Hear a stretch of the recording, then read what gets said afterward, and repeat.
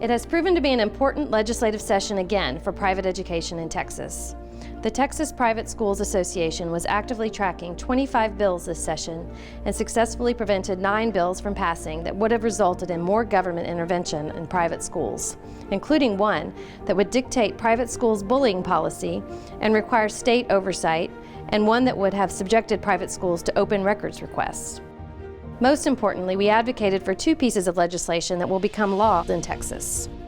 One of our legislative priorities was the EpiPen bill, which allows private schools to stock unprescribed EpiPens and use them when they're needed on campus. This is something that private schools have needed and wanted for a long time. It's a very common sense piece of legislation. It protects the schools from liability if they use an epinephrine auto-injector to save the life of a child. Another one of our legislative priorities was the school marshal bill that allows private schools to access the training at the Texas Commission on Law Enforcement and have school marshals on campus to provide a level of security that they have not had before. Private schools in Texas supported this bill because they want to make sure that they have every tool that they need in order to keep their campuses safe.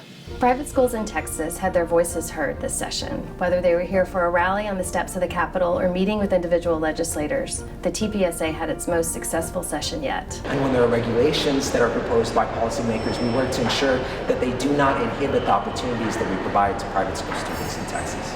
Private schools know the unique wants and needs of their parents and students, and we ought to give them that freedom and that autonomy. If the legislators are here, I'm here too, representing private schools in Texas. It's important for them to understand our point of view on all the bills that are filed. There are 6,000 to 7,000 bills that are filed, and they can't know everything that goes into it. If it impacts private schools, I will know about it, and I let them understand how they can help private schools. And they all need to do well. They all need to succeed, because if they succeed, Texas succeeds.